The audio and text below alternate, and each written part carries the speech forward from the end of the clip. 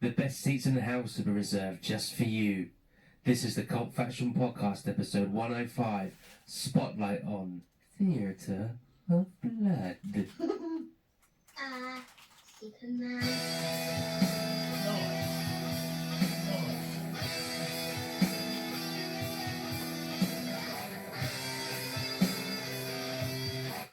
Oh, we knew that was going to happen. I knew it was going to happen. Every time.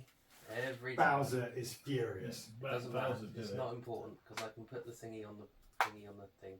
You can put the thingy on the thing. The thingy on the what? Look down, there's Tickle Town. Yeah, that was a bit. There's a river, Tom. Tickle on the tum. Can't do that nowadays. No. Let's try something I different. think Ralph Mattel was like, I mattered once.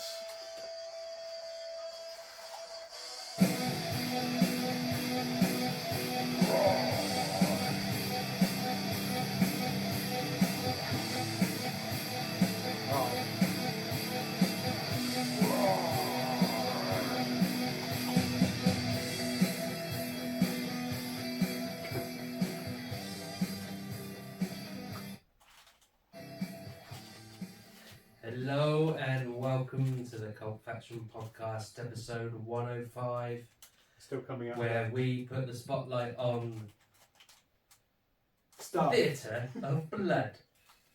Let me just turn this button off. And there we go, we're good to go. I think we're good to go. We're good to We're go. good to go. Are we good I think we're good. to go? We're going.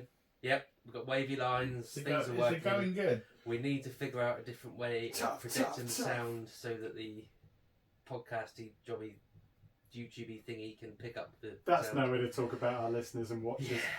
Either way. So big hello to all you podcast jobbies out there. So, as we've forgotten to do it for the last 2 weeks, I am going to do the introductions. Hey! I am your host, Damien Hicks, and as ever, I am joined by...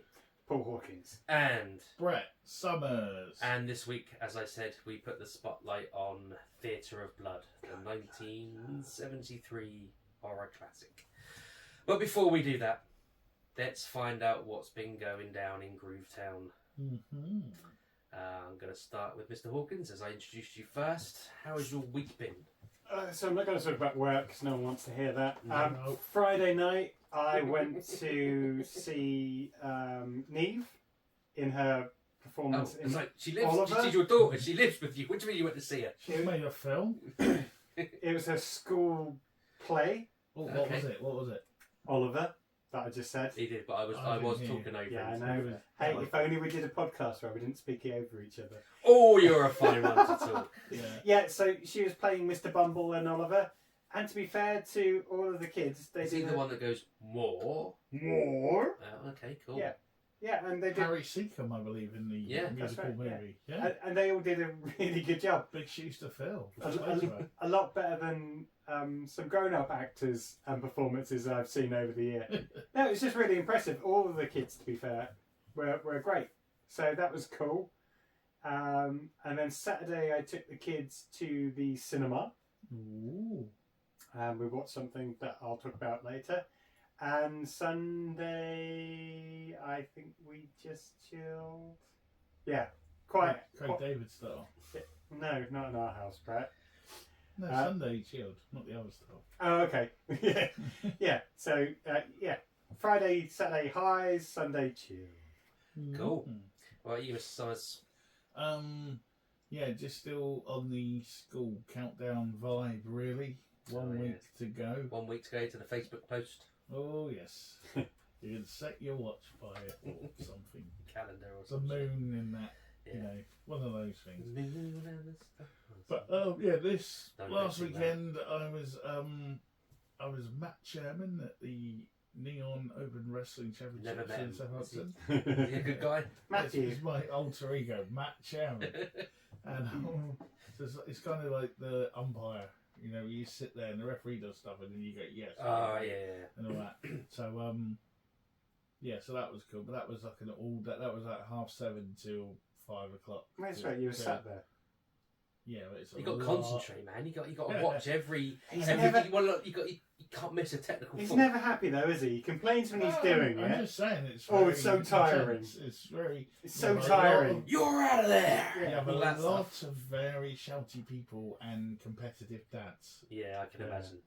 Yes, I saw a few things. Because you can hear, because there's the rec field across the way there. You can hear the kids, the parents sometimes on a Sunday morning shouting at the kids and the referee. It's ridiculous.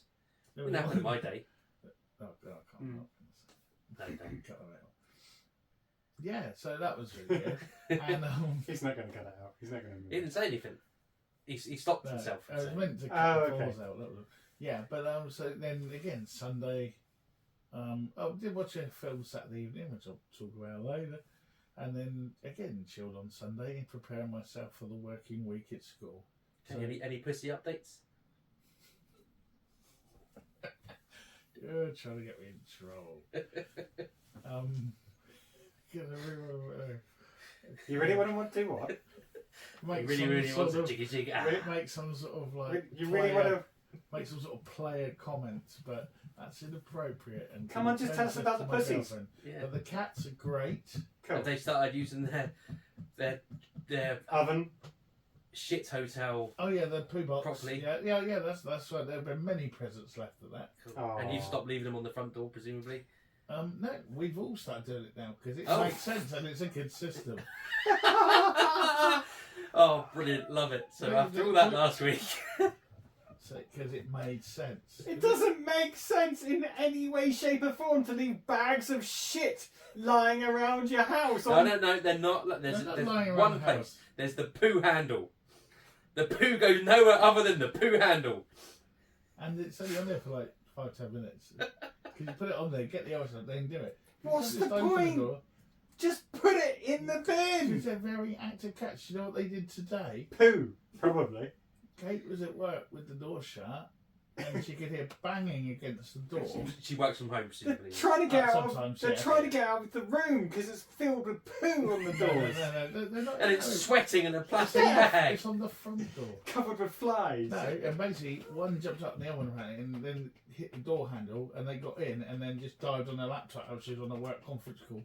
Cool. That's my kind of cats. Yeah, they're dedicated. Yeah. They're cheeky chaps. But I would like to draw your attention to the fact that on the One show yesterday they had a cool video. Oh, I bet the Welsh presenter didn't say, "Oh, some we just got some cats." kittens and I'm hanging poo all over the Oh, we house." still talking. It's my turn, Paul. You're right. You're talking over people. I don't care. You hang poo on door handles. It's like the gift that keeps on giving. It's a bag. Oh, a Christmas tree. Oh, it can't be us. The door handle's full. Just put it on the Glitter bags. Put it on the Yeah, on the it's like tree. it's a bag. But you know what you're getting. That saves them up now. Now, on the one show, they had a video of like this cat, like with a fish tank thing on the telly doing that. I posted that the other day, and then someone else did one, and they showed it on the One show. What, your video? No, like their cat doing it. Oh, right. You know, like it's just like, why couldn't my cat be on the One show? It's the same bloody thing. Because all the other cats have found out that your cats smell. They don't spout. The house does. They're clever. No, it doesn't. Anyway, let's Yes. move on from. And then there's millions of we're cats. not moving on. There's millions of cats with the goldfish bowls anyway. I've no idea what you're talking about. No, it's like on I the don't watch screen. cat videos or the One show. Yeah. Anyway, But yeah, my cat shouldn't be famous. that was Pussy Watch for this week. Yeah. Tune in next week to see what. See what else is hanging off Accident. door handles and. Well, the way it's going is going to be the cats because they're scared. In a minute, they're going to steal a car and drive off. They're getting that good. Okay, I'm going right. to do some serious, like at half term, I'm going to have to discipline them or something. Ooh. Anyway, so what have you been watching, Damien? Ah, no. What have you been up to, What have even? you been up to, Damien? I've been up You to just nothing. jump in your own Yeah. script. There we go. I've done nothing. A bit of gardening. That was it. A nice, non-eventful week and Cool. week. It's been nice. Sometimes need that. Yeah, definitely. Because it's full on kids' party and school fete next weekend, so I can't wait for that. Yay! Woo! Fates can be fun. They can be. Or they can also be torture. Oh yeah, I'm just. Oh, I was going to say they can be worse than death. So, what we've been watching, I'll go to you, Paul, again first. Right, so first of all... we've got a list. Yeah. I do have a list, actually. I was quite... Now, before we start... Oh, hello. The run through for Theatre of Blood is quite long because a lot happens in it. So just sort of, you know... I was watched going to... two things. Oh. Okay, cool. Just making people aware that... What I will do is make some quick mentions. Okay. Okay, so first of all, The Last Sentinel. It's available on, I think it's Prime, but on a Freeview thing. Don't bother. It's rubbish. What's it about? Is it a film or a TV series? Film. It's about this thing that looks like a oil refinery, but it's not. It's like an outpost with. Oh yeah, I've seen the title card for Yeah, that. don't go near it with a barge pole. I can't remember what it said, but the synopsis just didn't sound very interesting. It's not. Well, no, actually, it could have been, but it's not. Oh, okay. The Outlaws on Netflix, an alleged comedy with the guy that was off Pitch Perfect. You know, I never watched Pitch Perfect. No. you got Fat Amy and his boyfriend in Pitch Perfect. Never watched. Also the singer. Don't watch it. It's also got Pierce Brosnan, who plays one of the outlaws, i.e. his stepfather. And it's predictable, it's rubbish, it's not funny. Don't watch it. Inside Man on Netflix. So this is a series, 4-parter. It's got Stanley Tucci and his name escapes me. He's the Doctor. James Corden. No, Doctor Who.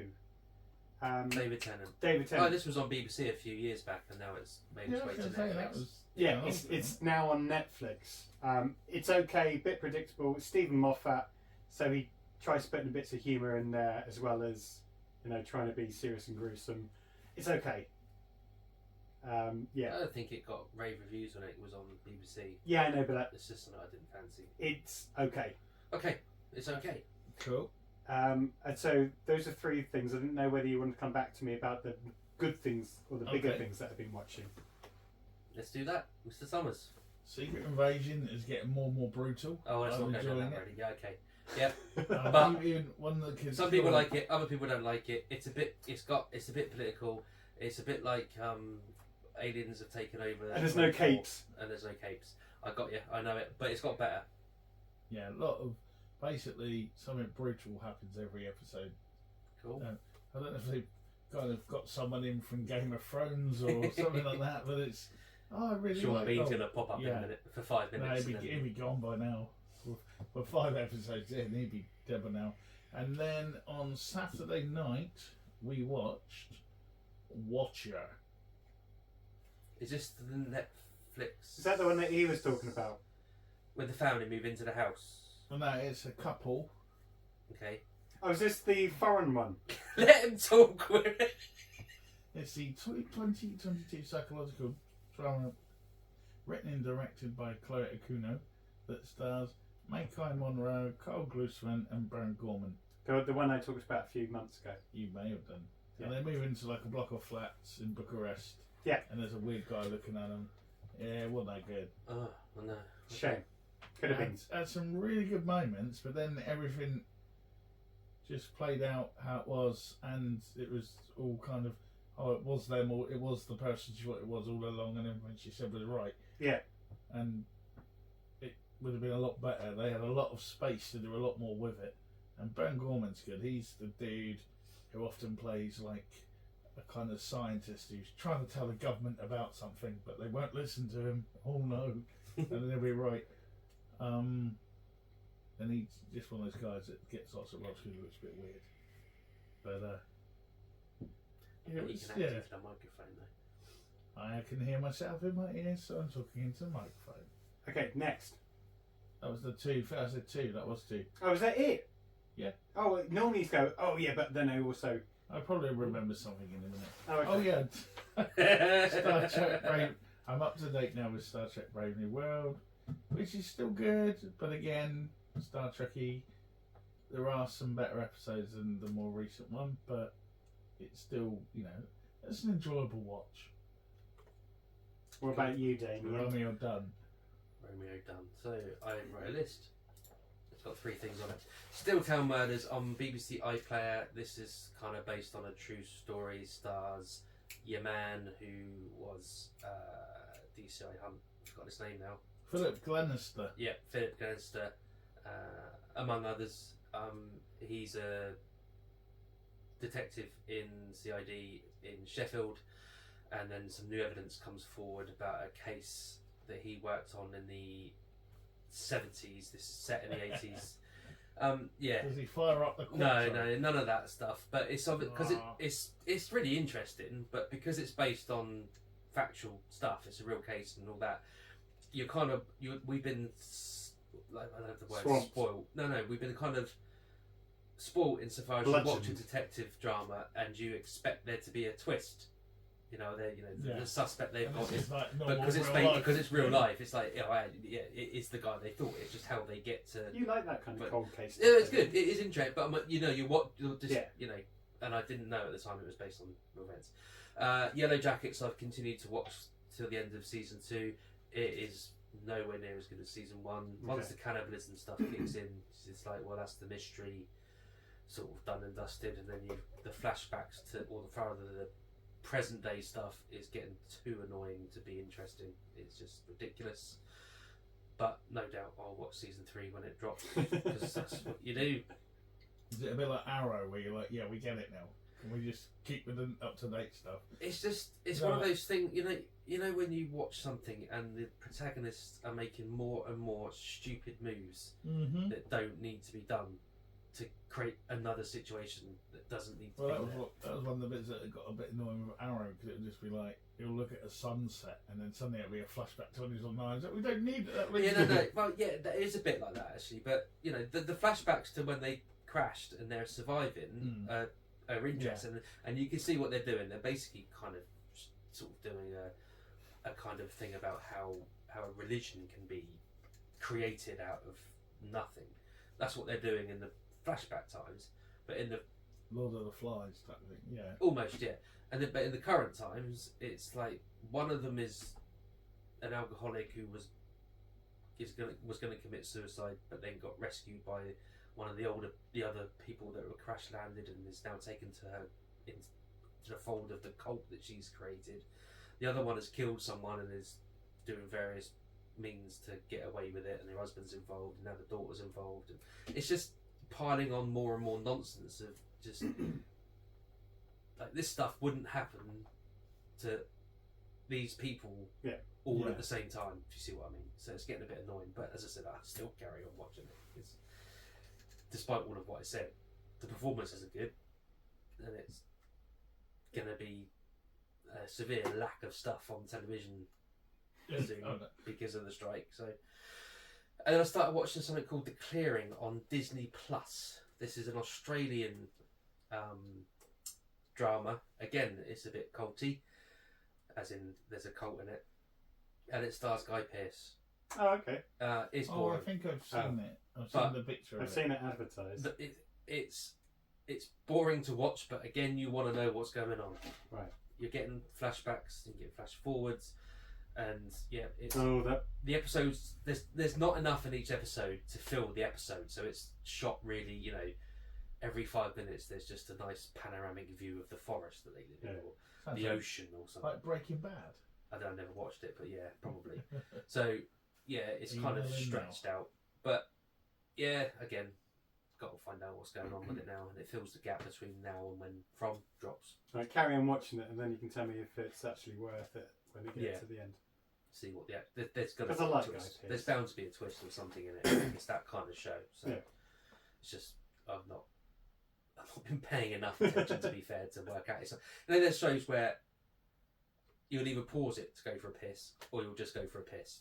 This is one of those where you're just going to go for a piss. You could get a bag and just just hang it from the door handle. Yeah.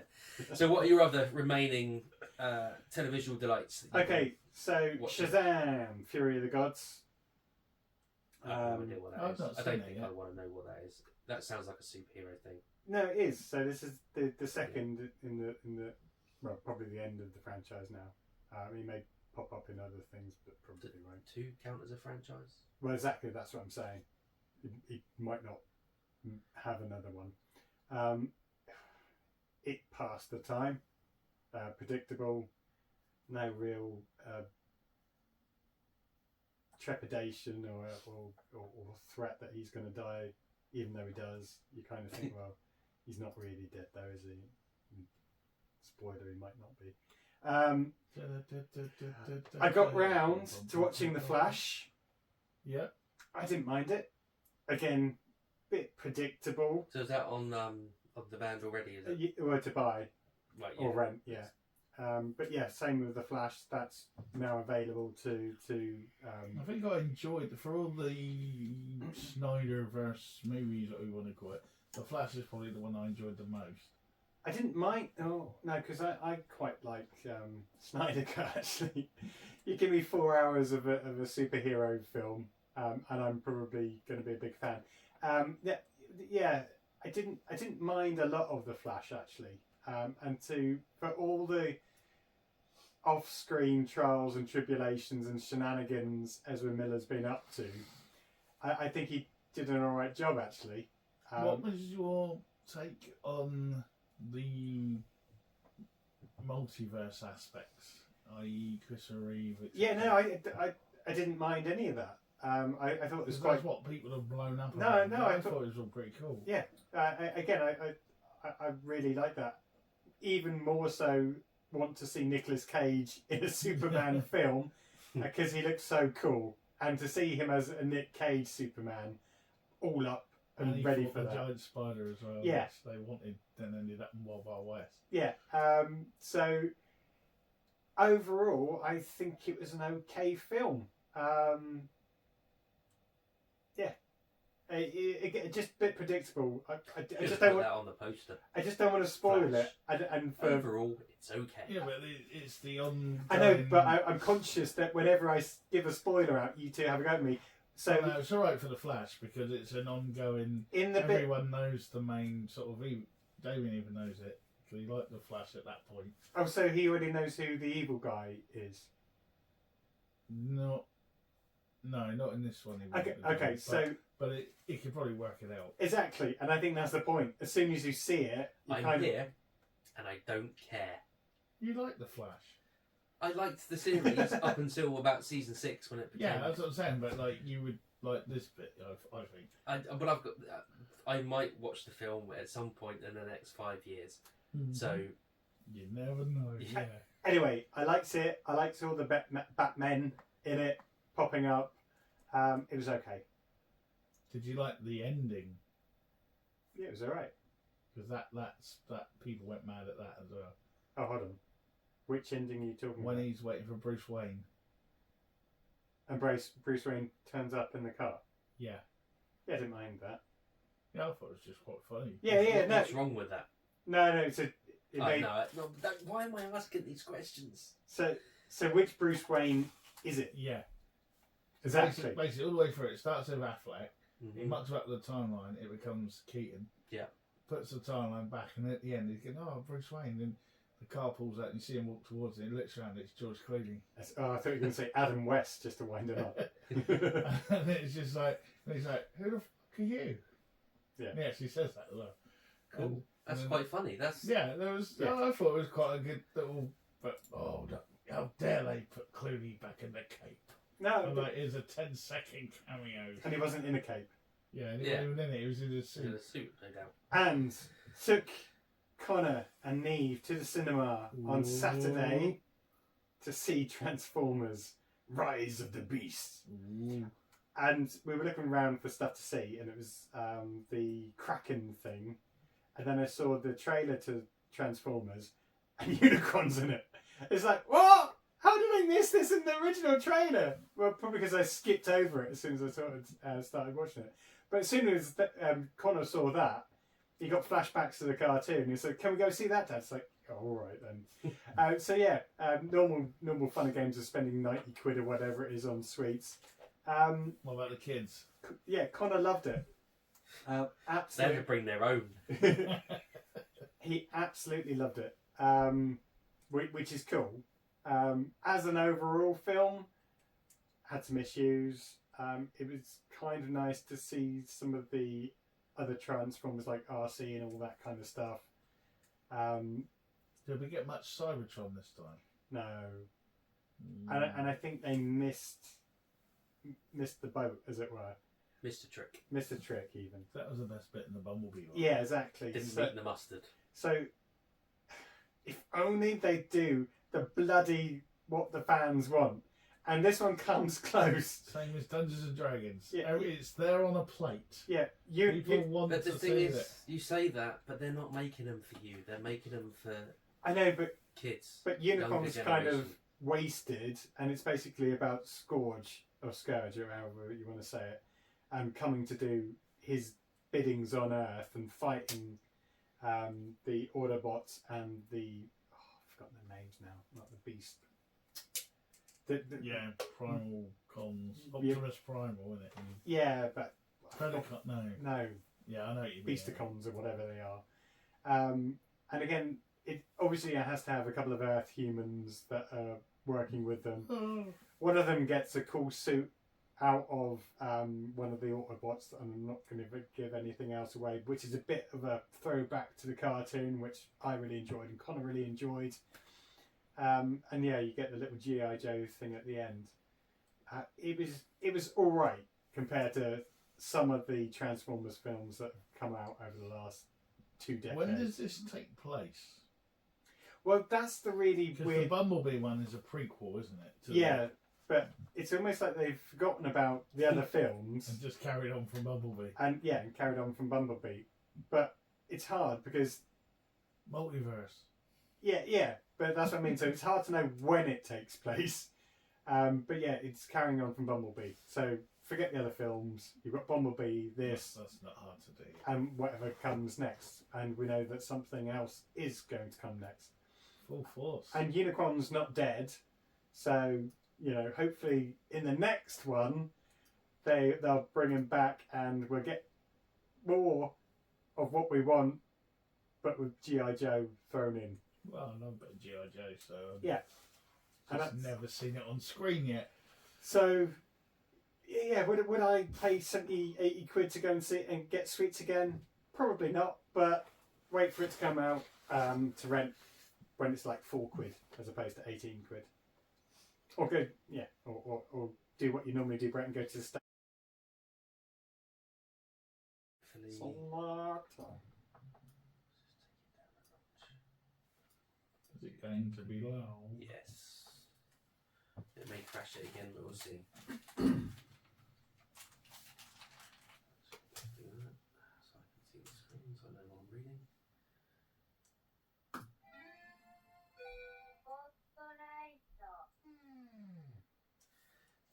Theatre of Blood, I know. I forgot. There we go. Theatre of Blood is a 1973 British horror comedy film directed by Douglas Hickox and stars Vincent Price as vengeful actor Edward Lionheart and Diana Rigg as his daughter Edwina. Once a late night staple of TV schedules, mixing classic crazed Avenger with Shakespearean tragedy and a touch of hammy acting, Theatre of Blood is a horror comedy classic worthy of its status as one of Vincent Price's greatest films. The man himself listed it as one of his favourites, and critics at the time hailed its successful blend of gore and comedy as triumphant, even going as far as to say it's worthy of an Oscar if only horror films were taken seriously. Anyone remember it? No. No? I didn't remember it at all. I'd heard about it because Diana Rigg had said it's one of her best Yeah, films that's as true. well. She has as well, yeah. And I'd never, because it's sometimes I can be a bit blasé with the hammery type stuff. Yeah, But I'm this not a is bit huge Hammer Because fan. it kind of, no, the good ones are good, but they all blur into one. Yeah, film no, I mean, there's sometimes. people that just yeah. like every one of those films is great, but Yeah, they're not. It's a But bit like the this old is a bit Universal different. monster things. Some of them are really good, some are mediocre. yeah. But was this, because it keeps saying horror comedy, I don't think anyone who made this thought it was a comedy. I think Eric Sykes did. Yeah, but I think he thinks anything's a comedy. Well, I mean, I don't know. I mean, it's everywhere it was billed as horror comedy, so I don't know. It's. I don't think you can watch it and not think it's comedy. Oh, I think now you would say it was a comedy, but I don't think. I think this was Vincent Price finally getting to do all the things Oh, Vincent yeah, Price absolutely. wanted to do in It a film. is. Yeah. I don't think it was necessarily. It was almost like this was his Dick Van Dyke Dionysus Murder moment, where he could finally control everything, get every scene in he wanted. Yeah. And his tap dance would, well, I don't know, sword fight maybe or something. Yeah. But yeah, it was that sort of thing. But yeah, I'd But heard of never it, seen but never seen it. Okay, and the same for you? Yeah, no. No. I was just going to say, for those that didn't watch it over the last week, that are watching along after maybe listening to us, definitely remember it's a horror comedy. Otherwise, you're going to look at it thinking, this is weird and just not good acted or something. Good acted. Good acted, isn't it? Good acted. Okay. So, I mean, as I said in the opening there, it was always on. Well, not always on, but it was definitely on a number of times on late night TV. We literally taped it off ITV or something. So I remember having to skip through the adverts. So it's just it's a bit like I've said in previous episodes. This is a film that's just kind of always existed for me, and we would watch it quite often. I guess one of the advantages of having a brother who's 4 years older than you is he gets to watch. You can buy alcohol from the shops here. There is that, but he obviously was more in tune with stuff that was going on television, so then he could go, "Here, watch this. This is great." Probably trying to scare the bejeebus out of me. Pollute your young mind. Yeah, exactly. So yeah, let's run through the cast quickly, very quickly, because there is a lot of people in this. It is the cream of the crop when it comes to British acting talent. Good list, wasn't it? Yeah. Was like... Exactly. So obviously you've got Vincent Price, Diana Rigg, who I've already mentioned, Ian Hendry, Harry Andrews, Robert Coote, Michael Hordern, Robert Morley, Coral Browne, Jack Hawkins, Arthur Lowe, Dennis Price, Eric Sykes, Diana Dors, and Joan Hickson, among some others that I've taken off this list because we would literally just be here all night listing a load of actors' names. So yeah, the cream of British acting talent of the time. Yeah, I mean, try put that on nowadays. Yeah. It'd be like trying to do like the Boys in Blue, but in 2023, it's just not possible anymore. Well, slag off Cannon and Ball. BBC just couldn't afford it. I was excited from a cult TV standpoint.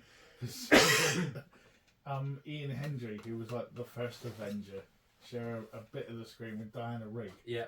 Because like they were never in where he was kind of gone, because he was actually the main one and Patrick Macnee was like his assistant in the first series, and then they got rid of him basically, and everyone liked Patrick Macnee. Poor bloke. But yeah, so that was cool. And old Badger from Wind in the Willows, I recognise that voice anyway. Michael Hordern. Yeah. And I never got to Diana Dors, but everyone liked her. No, me neither. But yeah, I think that's a product of its time, isn't it? I think. And I think that's the first I've seen Arthur Lowe doing something else. Yeah, I think I've seen clips of him in You things like silly Coronation boy. Street or the odd black and white clip. just the constant repeats of Dad's Army. Yeah. Is that I just thought that was who he was. Yeah, that was it. That's all he ever did. But no, did a lot of stuff. But yeah, good cast. Okay, shall we crack? As I said in the earlier on in this recording, there is a lot to get through, so I think we just crack on. Let's happen. do this thing. And believe it or not, I've trimmed this down. Well, the opening credits roll, and we're treated to some grainy footage of silent movie adaptations of Shakespeare plays. The movie proper begins with theatre critic George Maxwell sitting down to breakfast with his wife. He's reading the Times newspaper and explains they've missed the best part of his review. Suddenly the phone rings and he's informed that a building he is redeveloping has squatters, and despite the police being present, he must attend. His wife pleads with him not to go, because conveniently she had a dream the night before that they were at the zoo and the lions attacked and killed him. She also read his horoscope, which said the month of March is dangerous for him. George laughs at this. Ha ha ha, silly woman with an opinion. And as he paraphrases, beware the idols of marching. Yeah, so, Get a little bit of foreshadowing there. Silly one. Nice bit of foreshadowing, but very of the time. Yep. Get back in your box, you silly woman. See, the woman has an opinion of her own. And I do like that, though.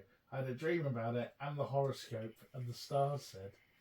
And he just, George don't care about that. George don't play that way. No, he's a serious art critic. Yeah, and he arrives at the building and is greeted by two constables who advise they are a stubborn lot and he will have to be firm. So these are the people who's got to get out. They lead him through the building to a bunch of meth-drinking hobos who ignore his orders to leave. Yeah, they're credited as meth-drinking hobos as well. Yeah. And some of the work was done for me here. Yeah. And it looks like a couple of them are trying to get busy. Yeah. He's proper copping a feel, one of those.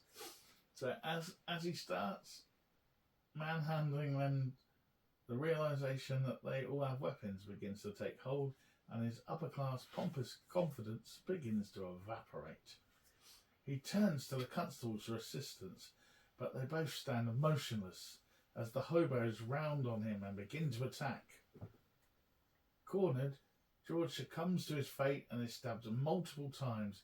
He staggers across to one of the constables, Vincent Price with a fake moustache, who delivers the "Oh, pardon me, thou bleeding piece of earth" speech from Julius Caesar before watching him fall to the floor.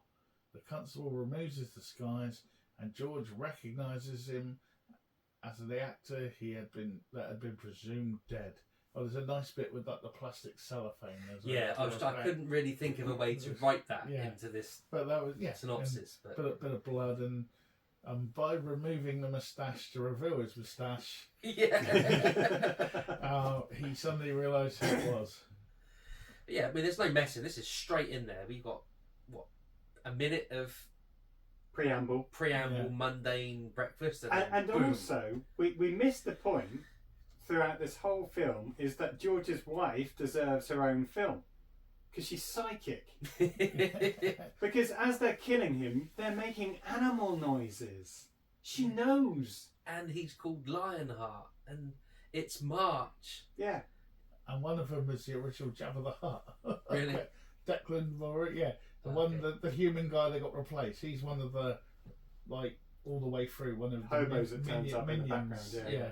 Okay. There was that, and I spotted him. There's probably other people in it who are more famous as well. Like everyone in it's famous now. But yeah, it is a graphic killing. And what I really liked about this was the sleight of hand they played, where by revealing the one police officer. How do you mean? Well, you kind of, and the same as that the other, the manager character, like the hippie guy with the we'll get to that in a minute. But because at the start you're like, oh okay, and then later on you suddenly realise there's more what's been happening. Yeah. Yes. So they keep that one back. They just because it's almost like we give you the Vincent Price bit. Oh yeah, moustache or moustache, but there is still a seriousness there, and this could be such a darker film if someone remade it. Yeah. Because it's very, very clever. Friends, Romans, countrymen, lend me your ears. The actor is now delivering Mark Antony's line in a seemingly legitimate theatre production of Julius Caesar. Just as he begins to hit his stride, alarms and bells go off, and we see the theatre is in fact abandoned, and the audience is the very same bunch of hobos who killed George. The actor calls upon his stage manager, in quotes, to control the crowd. The stage manager gets them all back in their seats, telling them how lucky they are to be in the presence of the world's greatest actor.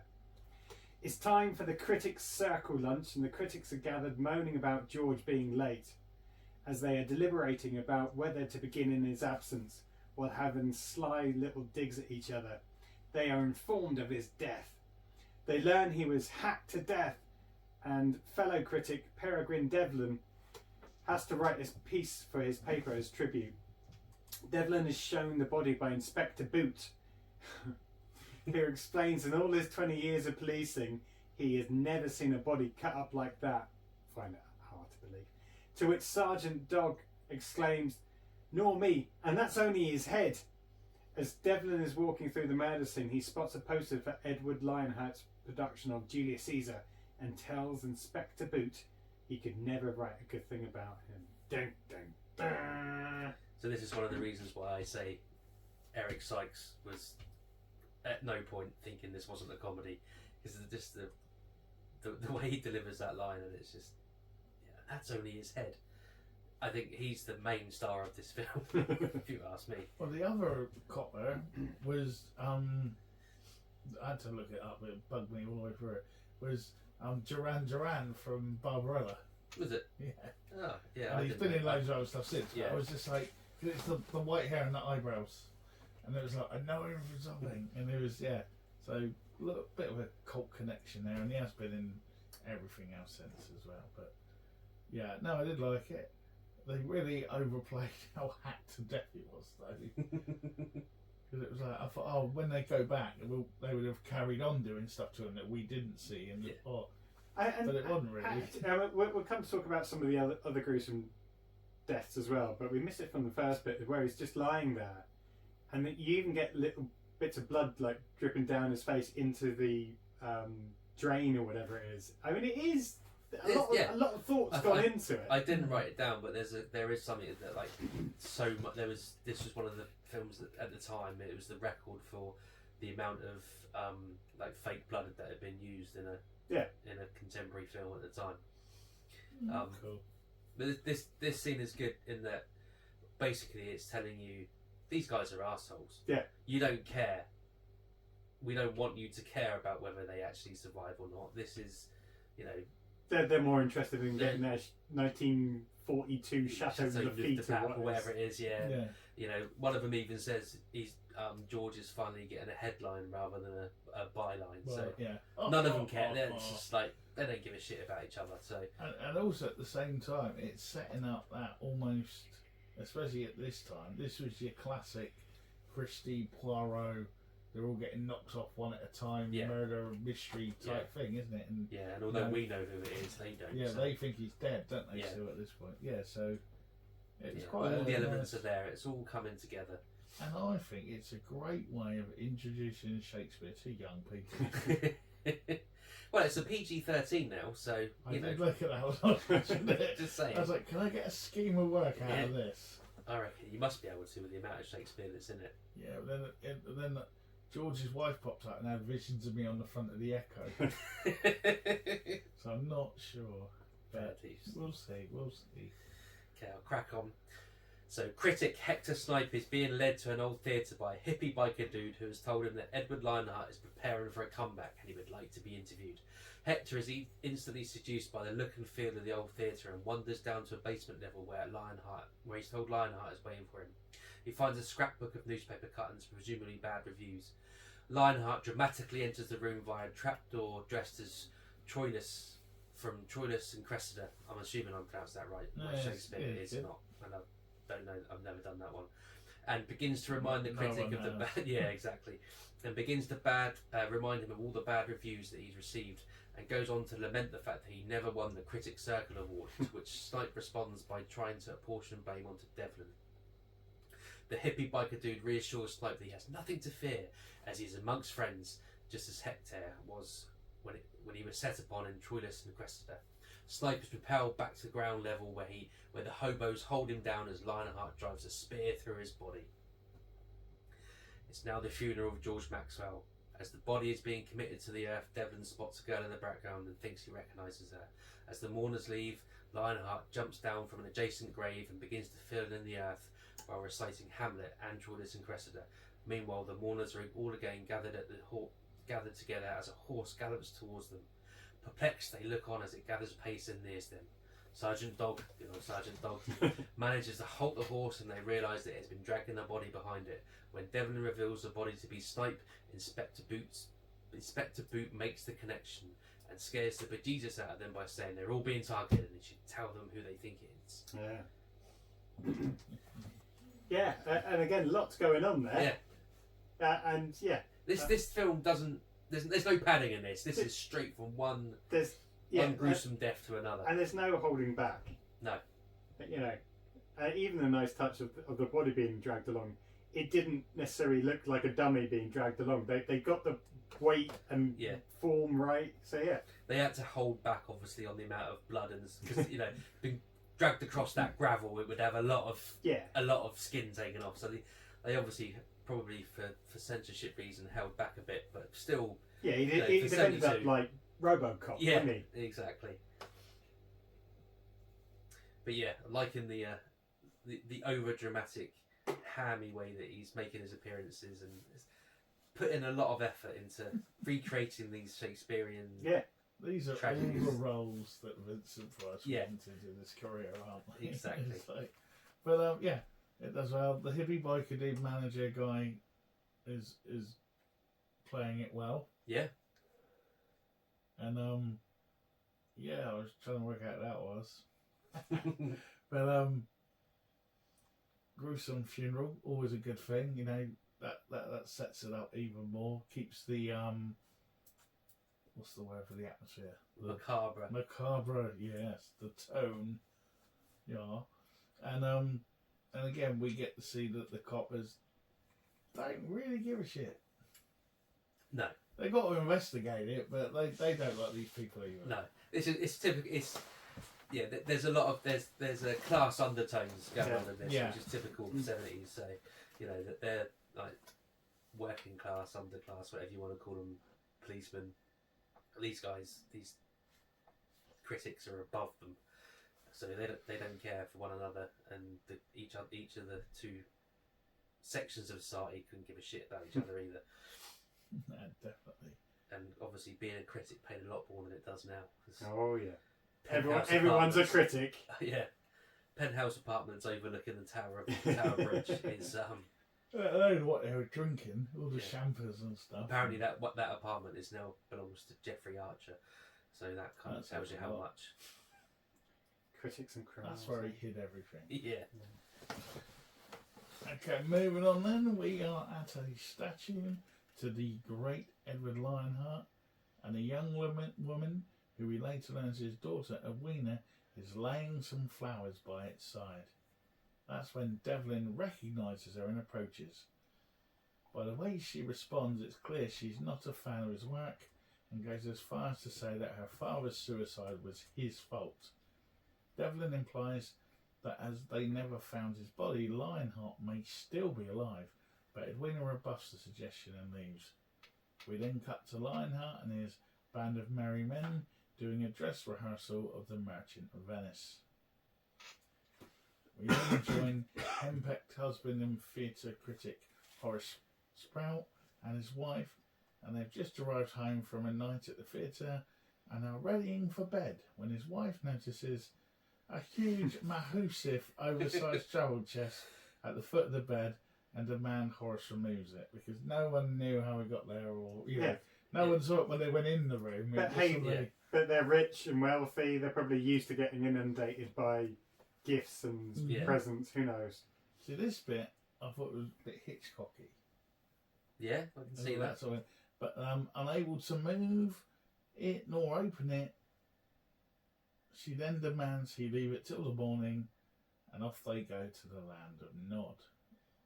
But meanwhile, in the dead of night, Lionheart and his happy biker buddy extract themselves from the chest and begin to perform surgery on Horace. And I think they give the wife something, don't they? They make her. Yeah, Yeah, they give her an yeah. injection, and she I goes, mean, "Ooh." Yeah, Yeah. that's what I'm just I'll let you talking about. finish, and then we'll talk That's about right. the scene because The I love this next scene. morning, the maid enters the room with their morning tea. Seeing the bed sheets covered in blood, she screams and falls on the floor, waking Mrs. Sprout, who, noticing the blood, shakes Horace, dislodging his head, which falls to the floor. Yeah. See, I genuinely absolutely love this scene of Best episodes of Lionheart. Dad's Army I've seen.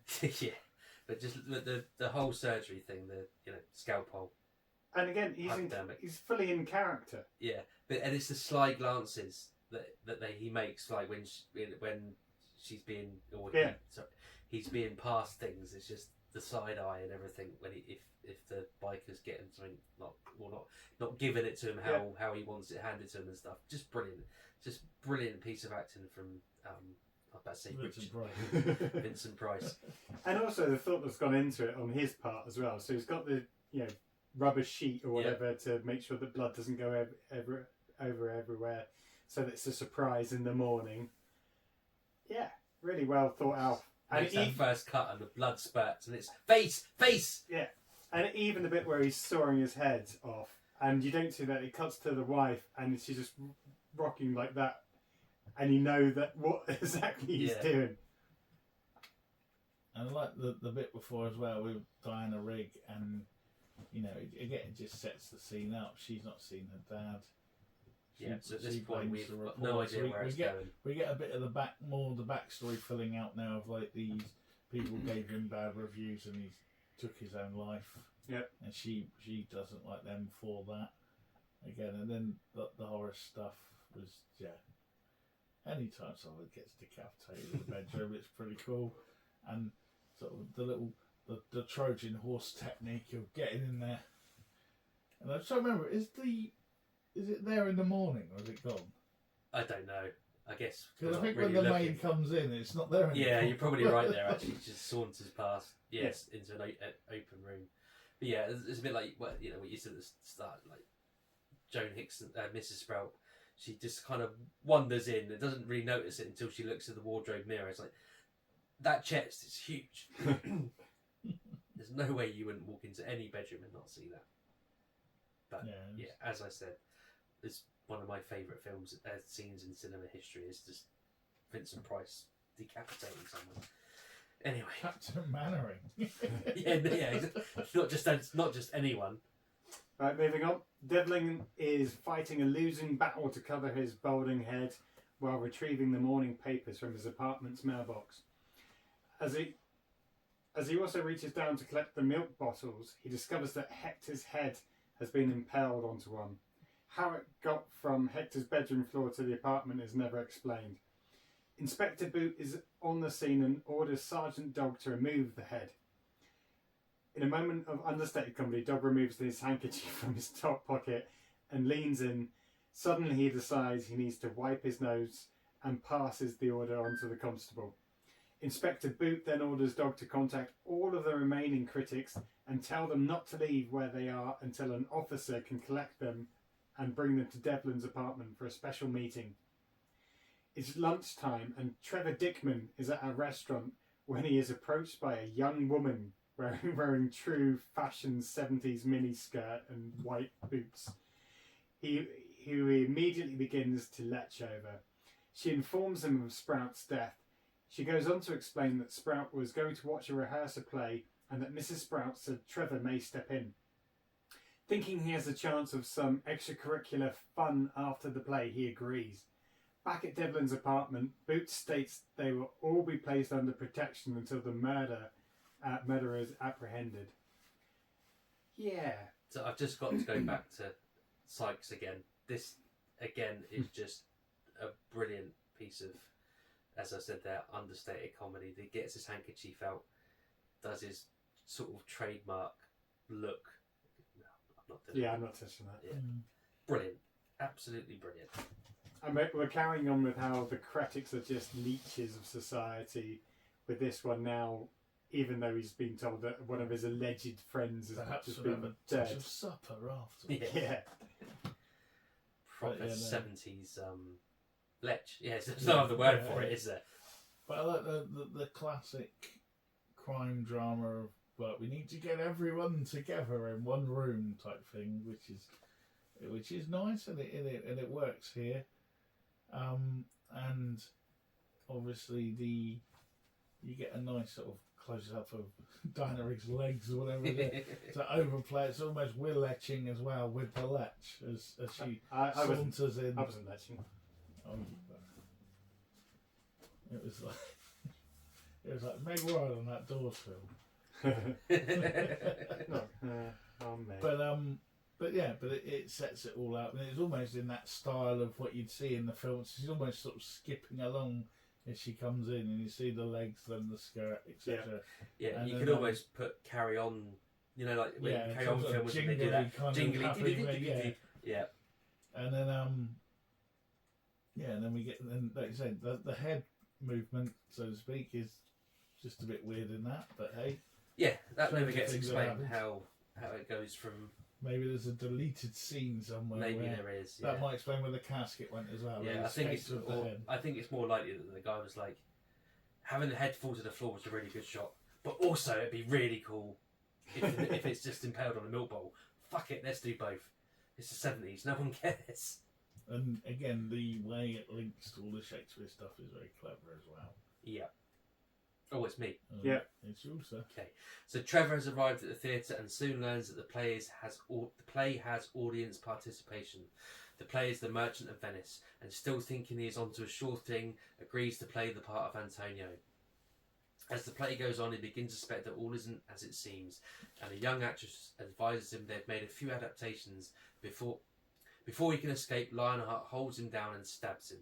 He removes his heart and weighs it. It's over what he hoped it would be, so Lionheart slices some of it off so that it's now a pound of flesh. Back at Devlin's apartment, Boot is happy that all the remaining critics have protection.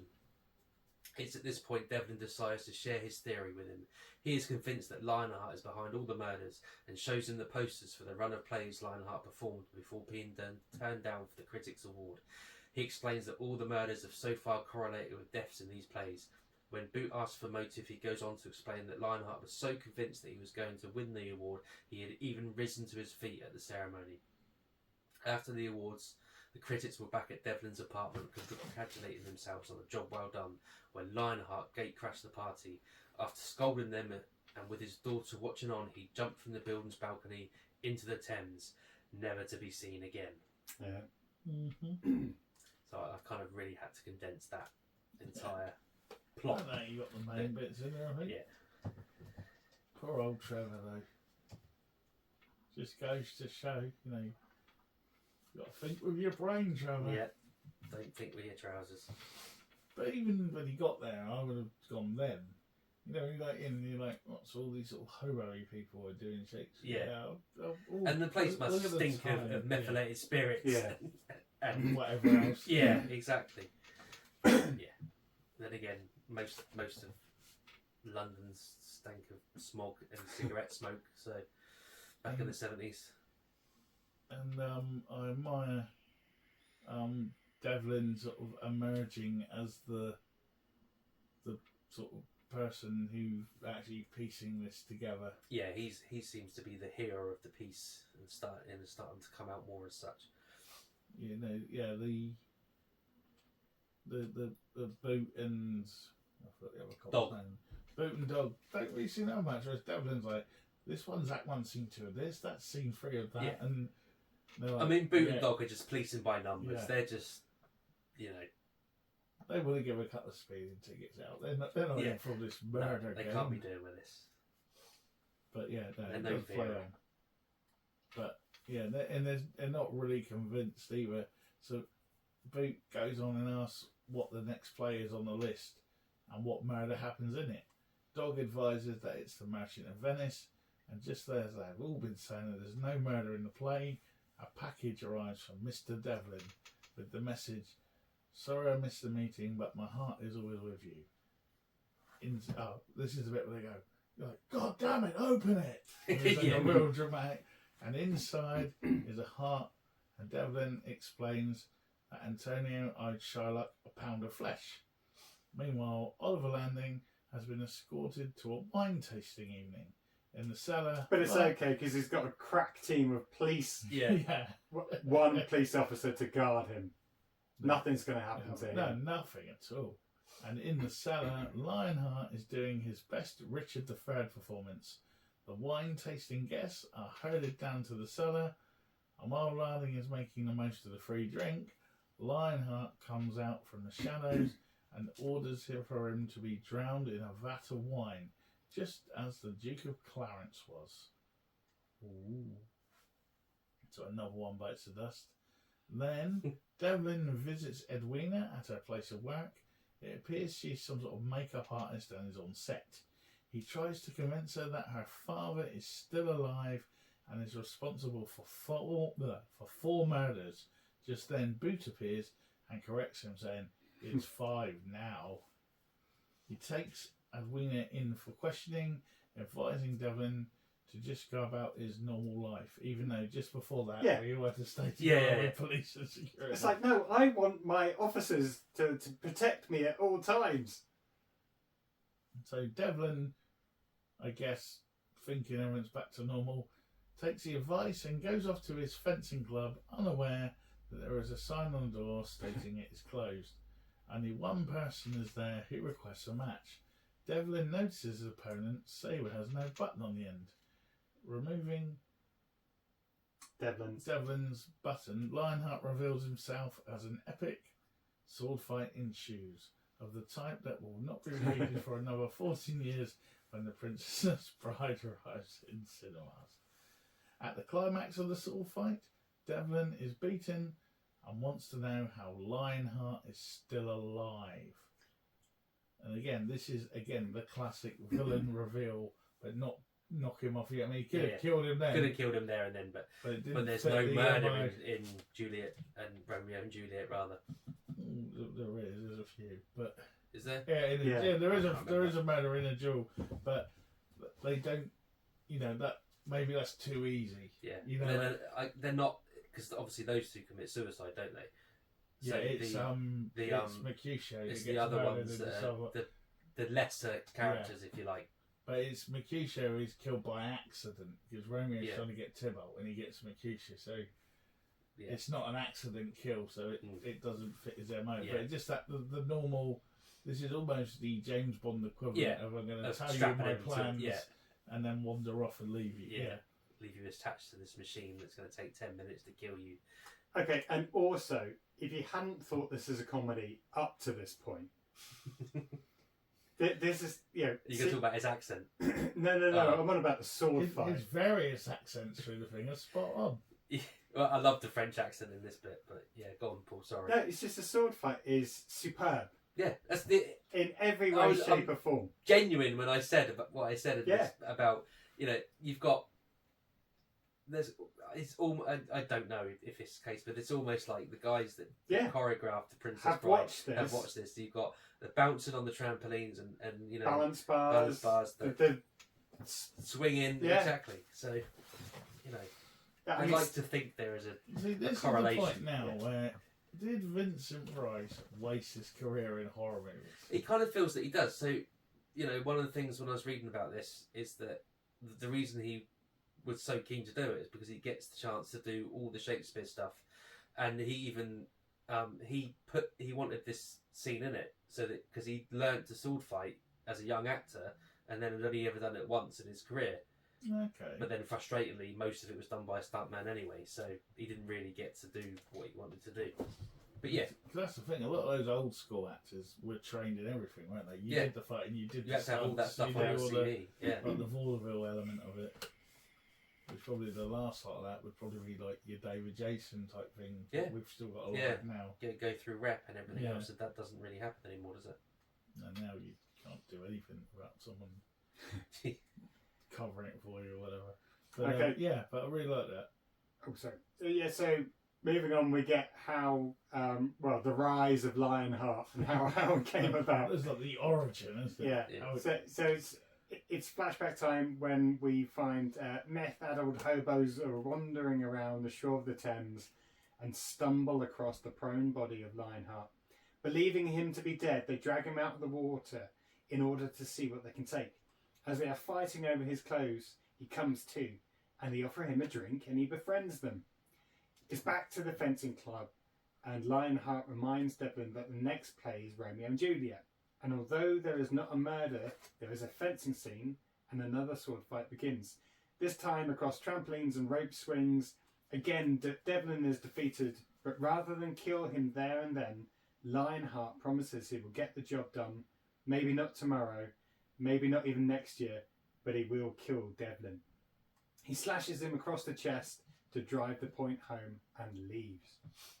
Devlin is in the hospital. Inspector Boot and Sergeant Dog are at his bedside. Boot now believes Devlin has released Edwina. He wants to know what the next play is all about. It's Othello, where a malicious man convinces his benefactor that his wife has been unfaithful, resulting in him killing her.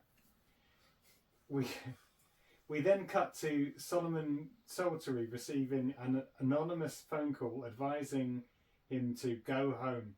He arrives home to Lionheart masquerading as a masseuse. His wife is making all the right noises to convince him more is going on. Solomon breaks down the door and, rather than confronting Lionheart, attacks his wife, smothering her with a pillow. Lionheart leaves and advises the police officer outside that if he's not mistaken, Solomon is murdering his wife. The officer thanks him and saunters off to see what's going on. Yeah, he doesn't reveal himself as Lionheart, does he? He's still in disguise. He's still in as the masseuse. in disguise. This was at the point now where I was getting John Hannibal Smith vibes. Like the opening of the A-Team, where he'd just be such a master of disguise, no one could tell who he was. Just needed a big fat cigar. Yeah. But I love, it's like, the accent is terrible. It goes from Scottish to Swedish to something else. But if I'm not much mistaken, Solomon's killing his wife. Oh, thank you. Yeah. And he just literally, oh, thank you, sir. Cheers for the tip. It's like, there's no rush. Like, you know, if that was now, it'd be like, they'd rush and grab their collar radio, you know, like 10-4, blah, blah, blah. But none of that. It's just like, oh, thank you very much. I'll go and have a look. I suppose about it, But yeah, this is Diana Dors' big moment in the film. and again, she cited it as one of her favourite films. She's just like... all she had was a massage. This is true, Johnny. Lay on a bed for a day of filming, I guess. I bet she really dragged that out as well. But again, I suppose it's just the people you're in there with. You know, Well, I mean, Arthur Lowe didn't want to take the film until he found out who else was doing it, and it was like the kudos of working with all these other people was just too good. I think the other thing as well is, and this goes throughout the film, but it's the cleverness of which they intertwine the actual plays, and even, you know, in this way, he doesn't kill the wife, he gets him to kill his wife, and it's like, well, his life's not ended. Well, it is really, isn't it? He's gonna die in prison. Yeah. But this is where actually I thought Seven nicked it. Because you know that whole, or even a bit of Saw, you know, that where you're getting the other people to do it for you. So you're manipulating it, but you're not. And we had the heart in the box and all that, you know. And then this, this is definitely a walk so others could run film. Yeah, the cleverness of that sneaky Lionheart. Okay, so the ever accommodating police are escorting Chloe Moon to her late night hair appointment. As you do. She is greeted by the hippie biker dude who explains that her normal stylist isn't around, and Butch will be doing it instead. But not to worry, because he does hair for cool cats like Princess Margaret. Butch. Butch. Yeah. In walks Lionheart with a giant afro and an equally giant medallion around his neck, exclaiming, "I'm Butch." He proceeds to hook Miss Moon up to a hair drying contraption. Just as she is beginning to become suspicious, Lionheart reveals himself and, referencing Joan of Arc being burnt at the stake, flicks the switch, causing an electrical charge to surge through her hair drying contraption, and essentially toasting Miss Moon. Devlin is back with Edwina. She explains that she had a call from her father this morning. Visibly shaken, she goes to tell him that Lionheart has confessed to the murders, but is scared that the police will shoot him on sight, so will be calling her later to arrange a place to meet. Devlin offers to come with her and promises he will be alone. Back at the theatre, the biker and Lionheart are putting the finishing touches to a Lionheart face mask being worn by one of the hobos. He instructs the hobo to ensure he follows his instructions before revisiting the reviews from Meredith Merridew, who once compared Lionheart to a ham sandwich. Quoting Titus Andronicus, he starts whisking some eggs. Now there is a film, and I'm sure we reviewed it on here or something, where they killed the woman by pretending to be the hairdresser. I don't know. So he's like in an office, and they go in and go, "Oh, we're going to do it," and they're getting revenge. They kill them all one at a time. She's one. No, it's Psychoville. Oh, they right. did that which probably where they got this from. That. Well, so the League of So for the Blu-ray Arrow edition, the League of Gentlemen do the commentary. That's where it's from. Yeah. Yeah, so there's no doubt. No, yeah.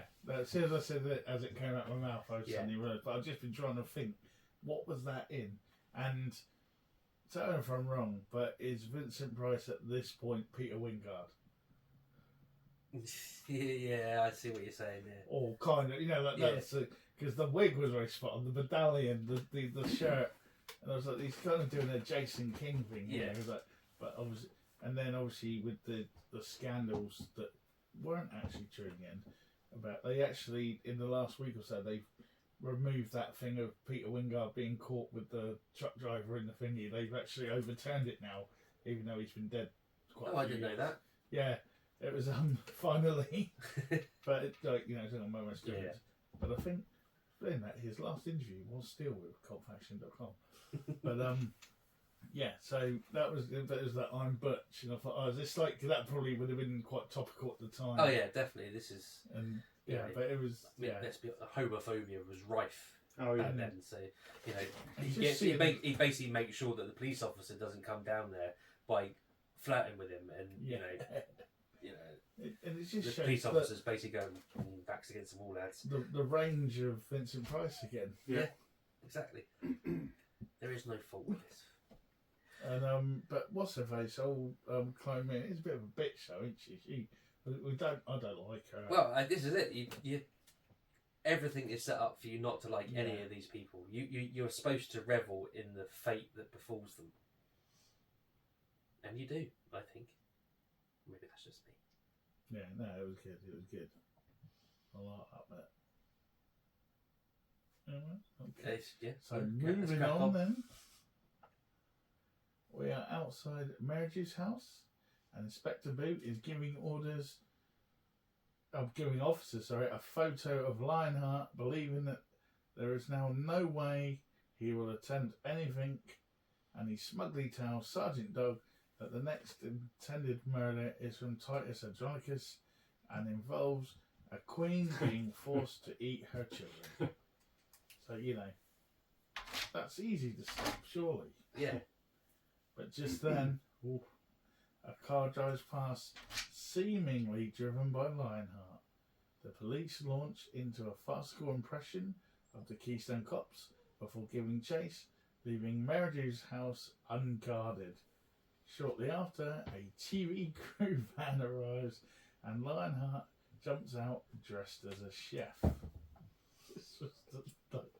So I'm laughing because I remember it. Meridu arrives home via a securical van and then proceeds to enter his house. He begins to wander around, all the while calling out for his precious poodles. He draws the curtain back to the kitchen to reveal Lionheart in full chef garb acting the part of the host of a cooking show entitled This Is Your Dish. Falling for it hook, line and sinker, Meridu sits down to be served a giant pie. Meanwhile, the police are still giving chase. Eventually the car smashes into a bridge and they discover, shock, it's not Lionheart. There's a hobo with a mask on. But back in the kitchen, Meridu is fawning over the delicious food he has been served and inquires where his poodles are, explaining that he thinks of them as his babies. Lionheart agrees and says his dogs are right here and lifts the lid on the serving platter to reveal the decapitated heads of the two poodles. He then holds Meredith down and force feeds him the rest of the pie. As Meredith expires, Lionheart laments the fact that he just didn't have the stomach for it. Yeah. I'm sure someone else nicked that line for something. Oh, no doubt. I mean, coming back to the likes of Seven. Yeah. All the gluttony and force feeding. Yeah. I get, and it's... He fed him his dogs. Yeah. It's Queen being fed his baby. Exactly. It's There's really a lot. clever. There's a few undertones here, basically saying that Meridu is a queen. And, but again, brilliant. It's just the ridiculous accent. There's just nothing again I can say bad about this scene. I was fine with all the accents. It was later on when he did the Irish one. It was like, I can't remember when he done it now, but that was the one that just really made me laugh. But I could put up with all the others because it was almost like. The thing is, I don't know if he was just Vincent Price was bad at accents or this is a purposely done because Well, it is a horror again, comedy. think about the time as well with all the Pink Panther stuff going Yeah, on. true. No, I think he thought he was good. I don't know. But It's- everyone I else was really like, don't yeah. know. because he had such a distinctive voice that even doing an accent Still sounds like Vincent Price, yeah. And this was before Thriller. Most people now know his voice and don't realise they know his voice. Yeah. But Right. Moving on, Devlin arrives at the rendezvous where he's arranged to meet Edwina. He has radio contact with the police, a tracking device in the car, and Sergeant Dog is hiding in the boot. just in case. Yeah. Edwina convinces him that she should drive as they are about to get in the car. Devlin is knocked unconscious and Edwina bundles him into the car and removes the tracking device. Sergeant Dog radios to say they are on the move and then the police find the tracking device. Dog radios again to say they have stopped and that he can hear a train approaching before the loud crashing noise is heard. Devlin wakes up to find himself strapped to a chair in the theatre. Lionheart has recreated the Critics' Awards ceremony and tells Devlin to reenact the presentation, this time giving it to him. Devlin refuses. Meanwhile, Boot is at the bedside of the hobo caught dressed as Lionheart and is bribing him with whiskey to reveal Lionheart's hideout. Good old 70s police. Yeah. Yeah, This man doesn't have a problem. He's just an alcoholic. Let's give him some whiskey. yeah. It'll soon break. But again, comedy gold in Eric Sykes with this weird accent that he does. I can't remember now what his radio name is, but it's obviously either something Italian or Spanish. So he feels the need to do a Spanish or Italian accent, and then it's I can hear a train. It's definitely trains. I can identify. It was from the plays, but I can't remember what it was now. No, I can't remember. I should have put it on there. But yeah, it's a train. It's definitely a train. I can hear a train crash. That's again comedy. Loud crash. Yeah, that bit did make me chuckle. So we're reaching the climax now. He's got his man. I think that's all of them dead now, isn't it? Other than Devlin. So Yeah. we're reaching the crescendo of His performance. Lionheart's performance. So back in the theatre, Lionheart has set up a contraption that will put daggers through Devlin eyes, just as Gloucester's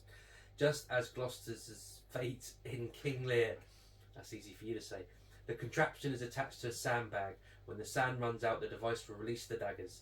Devlin pleads with him to think of his daughter. Lionheart then turns to the biker and asks, "What have I done to you?" The biker reveals herself to be Edwina. As time is running out for Devlin, sirens can be heard approaching. Lionheart begins to burn the theatre down. One of the hobos hits Edwina with the Critics' Award and Lionheart picks her up and makes his way to the roof of the building. The police arrive and free Devlin from the chair. They all make their way outside to see Lionheart, still carrying Edwina, leap back into the burning building.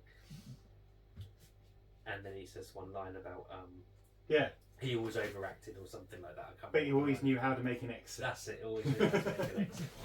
So yeah, I've clearly rushed the end there a bit because I was that's pressing predicted. page down to get to the quote. sorry I didn't do it, but yeah. Yeah. So this is I think the ending does let it down a bit. It kind of peters out quite quickly. After But that's all a of the- Shakespeare thing, though. Is it? Because most Shakespeare plays, either everyone dies at the end or everyone gets married.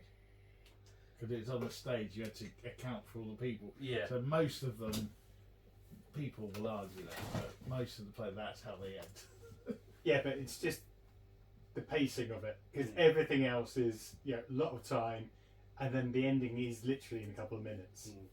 But I'm not going to hold that against it. No. So there we have it, gentlemen. Yes, we do. Twists, Theatre turns. of Blood.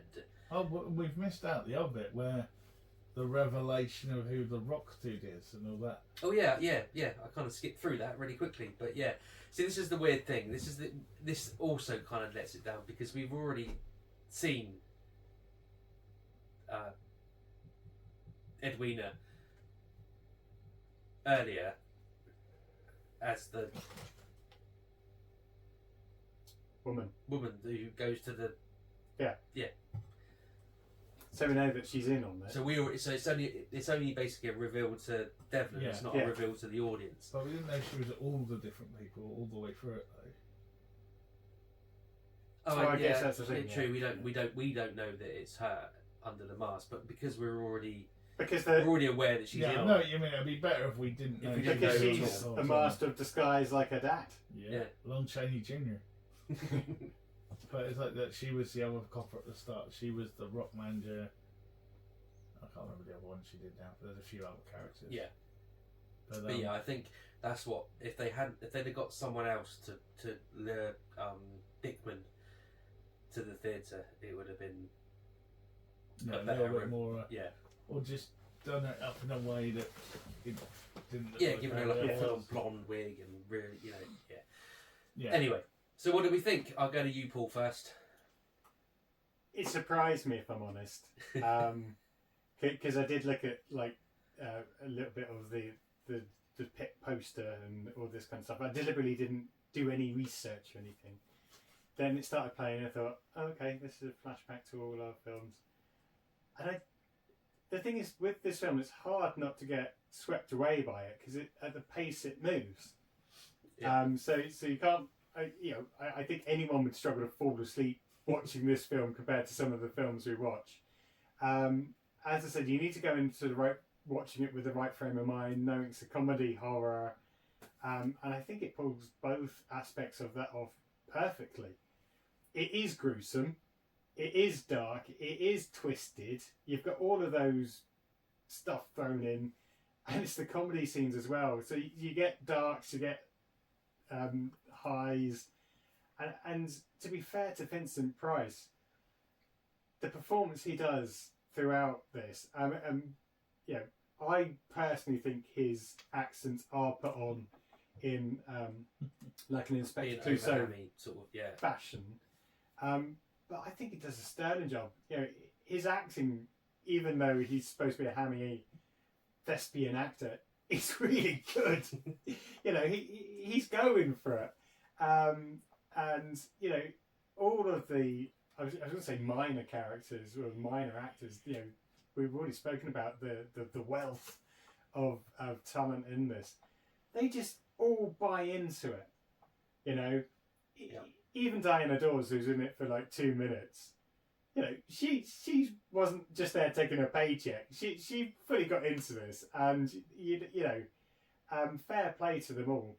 I did enjoy it. As I said, more than a surprise because I've never heard about it before, and it was really interesting as well to see the old, based on typical Count of Monte Cristo type revenge, and obviously all the Shakespearean stuff as well. But how many films and stuff that's come along afterwards, I was just getting flashbacks or flash forwards to even. All of the Final Destination stuff, Saw, we've mentioned, Seven. It's hard if anyone's seen this, one of those people to say, well, hold on, you kind of pinched that from that film, didn't you? At the very least, you were influenced. Yeah, exactly. And as I said, passed me by over all these years, and I'm glad I watched it. Cool, Mr. Summers. Yeah, this is one of those. When you first said it, and I looked at it, and I thought another horror-y type thing, and they were, as I said earlier at the beginning, they were always a bit hit and miss to me. I like them all, but at the same time, they've all, in my mind, they're all just one big film now, because a lot of it was the same thing, but it was the revenge of the son of, or a female vampire instead of a male vampire or whatever. And I kind of went into this sort of, like, not knowing that much about it and wondering what it was. And it took me by surprise, because it's almost, at one point I was like, have they just done this to ridicule Vincent Price? They said, yeah, you're really good, and it's like just like a character assassination of him. But then as you sort of go into it, it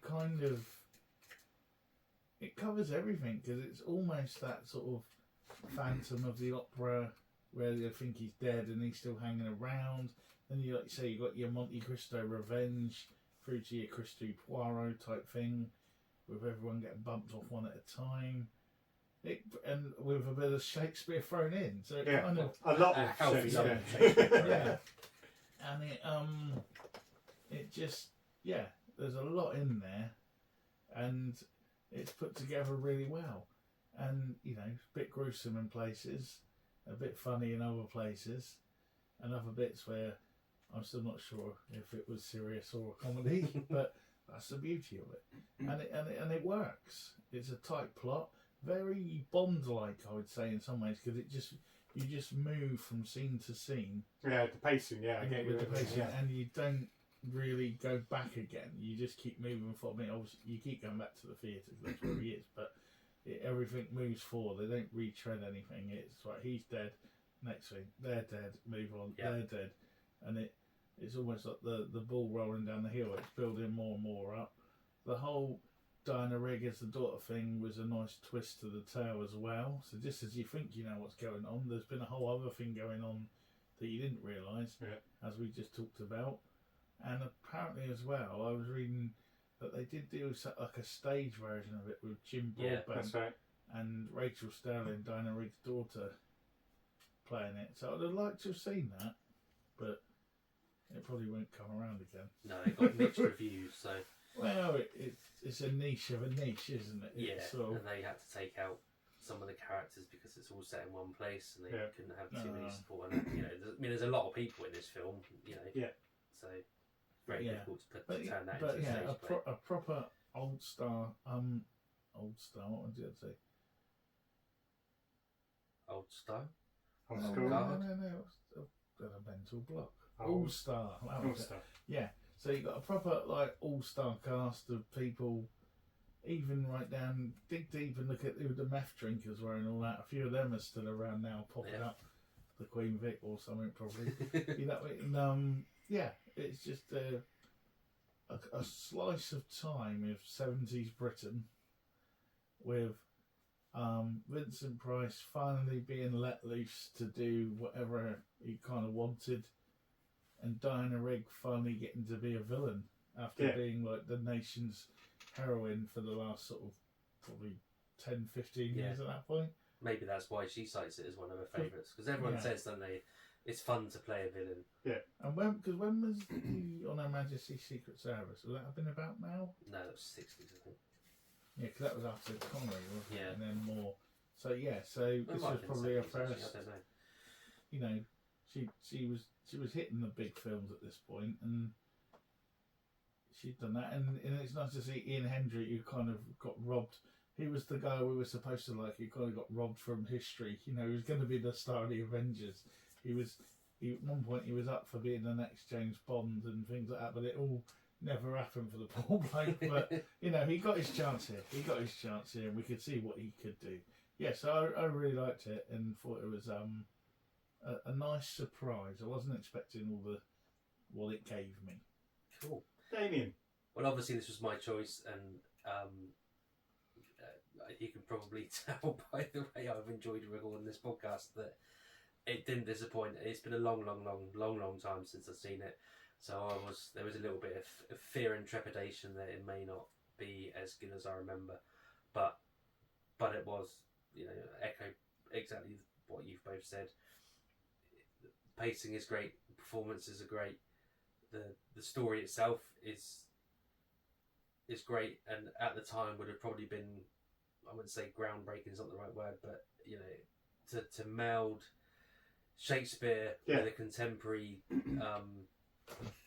theatre release is probably something that The weird thing may is not have been done. you could see, I mean, I don't know who, from maybe Patrick Stewart or something, but that aside, you could see like the cast of modern comedies now taking this up and just love making a film like this. Yeah. Exactly, and it's got all the elements of what a horror comedy in my mind should be. It's not, the comedy isn't overplayed, and the horror is still genuinely horror. It's not, it's not none of the with the exception maybe of Eric Sykes, none of it's played for laughs. But even his played for laugh is old school, understated, just little subtle looks to other people and just some of his mannerisms and stuff.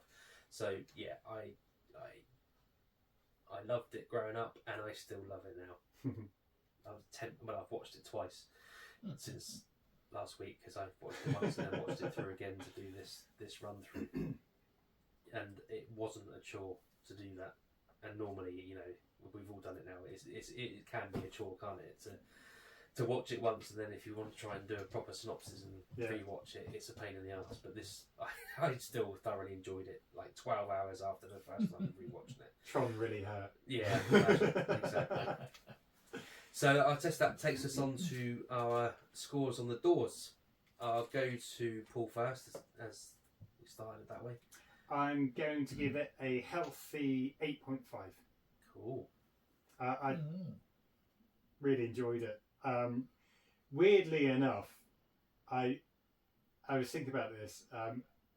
That was my first watch, but I think it's one of those ones. Now that I'm in that mindset, if I watched it again, I'd probably enjoy it more again, because I'm on probably pick up more little things. Yeah. That's what I was going to say. Yeah. Okay, 8.5. Mr. Summers. I'm gonna go. I did really enjoy it. I'm gonna go a solid, reliable, enjoyable 7. Fair enough. Because I think it had everything in there. It just, I think what held it back a bit was probably, like I say, the Diana Rigg reveal. I think whilst was clever, they kind of showed their hand a bit earlier. Well, exactly what we said just now. They showed their hand a little bit earlier, even though we didn't know she was all the other people. And I think it's just a little bit of a victim of its time in some areas that sort of held it back a little bit. I think if it was done nowadays in a similar way, I think we would get that bit more of the horror of it, and I think we would get a bit more of, I think they would, the intrigue and the mystery side that will be played up more. You still have the comedy thing, but I think it's almost like, for the effort that's gone into all those things in the plot, from the different Shakespeare plays and all that side of it, it could have been maybe paced out just a little bit more, just to give it a bit more creepiness, give it a bit more, maybe them trying to work less out camp. less camp. Well, no, maybe not so much a camp, but just more like, you could say, well, like the next play is that, and you could have a little bit of them like researching it and the franticness of trying to find out what happens to the character in this play. I see what you mean. You know what I mean? So there's like, but that would make them competent detectives, though, wouldn't it? well, maybe not them. Maybe Matey, the main dude. Yeah, but then they know it all off by heart, because they know their Shakespeare. But I get what you're saying. There isn't just a little bit of the. It doesn't take the peril. audience on that journey to figure it out. It Yeah, lays it on a they plate just for tell you. us. Yeah. Yeah. On a silver platter with poodles. Yeah. It just Which, lays it there ready for you. isn't a bad thing to do, but I'd just like to see that a little bit more, like the. But again, they were inept detectives, so it does play a lot. But just that little bit more. No, I know what you mean. Yeah. You'd We're like to not be there really with your giving- notepad and pen, trying to write a that little out. bit. We're not given anything to figure out. We're just watching it. Yeah. We're on the journey. Yeah, I think I like a little bit more. But then at the same time, see, they've got the whole Edwina thing. It's sleight of hand in some ways, which is part of the genius of it. 7.5. Okay. It's like, no, Okay. Oh, I thought that was it. I thought we Oh, said no. Hold on, and it's 7.5. Yeah, that's I've it's gone drawn up a line already. under it. I've gone up a 0.5. Hi, say. I think it is one of those ones. The more you watch it, I think Yeah. it will go up, because you'll spot more and appreciate more. So Fair you use. do need to check it out, everyone. Damien. Mine is 9. Solid Fair 9. enough. But for all the reasons you've just mentioned, the Diana Rigg reveal, and as we've said, the ending is a little rushed. That just takes it down to 9. It's close to being a 10. I enjoyed it that much maybe it's because I've seen it so many times. Yeah. But as I said, I completely get that. Yeah. So there we go. That was our spotlight on Theatre of Blood, Which is available on Amazon. Amazon Free. Prime. It's free if you're a subscriber, obviously. That means before we begin our shutdown procedure, the spotlight moves across to a choice from Mr. Hawkins. Yeah, no pressure or anything. You got to follow that. I mean, that's a solid. What was it? What did we say? 8.5, a 7.5, and a 9. Yeah, I'm not sure I'm going to get there. I deliberately am using this one because it's a film that I have seen and maybe were a bit tired, maybe a bit sleepy. Okay. One of those. But I have seen it. I don't remember too much about it. Everyone will know the film. Everyone will know the poster. You guys, I know you've definitely seen it. I think you've definitely seen it. So this will be more for me, purely selfishly, and also to see whether it stands the test of time. Because The test of time. Sorry, I'll stop doing that. It's one of those things that has obviously gone on to influence a number of other sequels potentially and follow-ons and other tropes going on out there. And it also, and I didn't realise this until I had a look at the cast as well, also again features Michael Ironsides. Yes.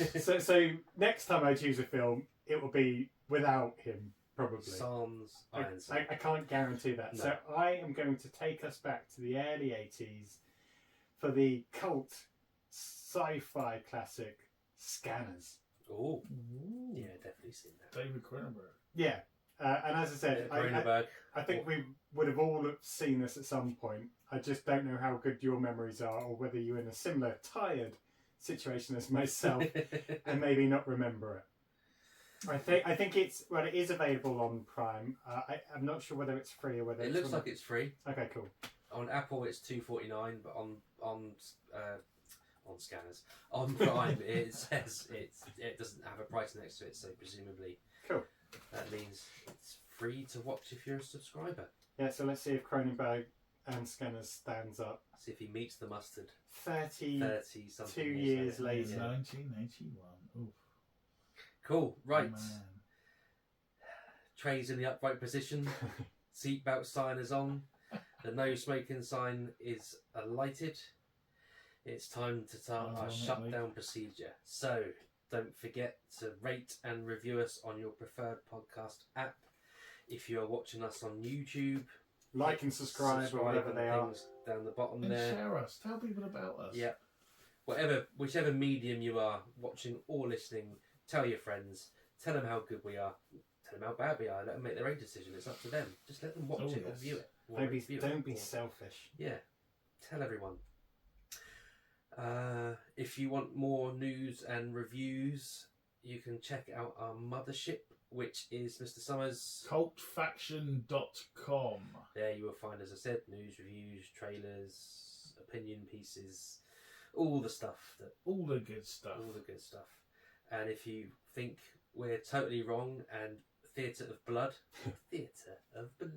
is not worthy of its high ranking score, which I think if we'd have been keeping score, this would probably now have reached the top of the leaderboard. Is either top or second? Yeah.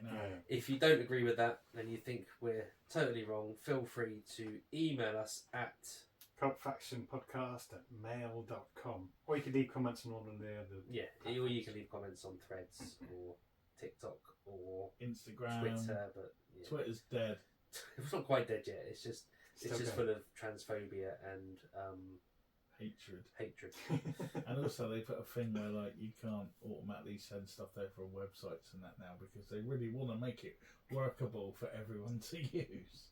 Okay. So when we post articles now, it won't go on. You can't Twitter share anymore. it from. Oh, I can copy the link and post it. Yeah. But which I've been doing. But the old days of just post it and it would Yeah. automatically go on Twitter. They stopped. Come on, Elon, sort it out. It might be to try and reduce spam. You never know. Who knows? Anyway, this is not a discussion about Twitter. So, I have been your host, Damien Hicks. I have been joined by Paul Hawkins. And Brett Summers. And I don't think there's anything else left to say except good night. Don't have nightmares. Vincent Price. Okay. Cool. Strumpet. That was it. What? No, it was matey when he's like, did he say like when Diana Dors Oh, like, yeah. damn it, you strumpet, or it's something like that. I was trying to remember it. Get out of it, you strumpet, or something you call it.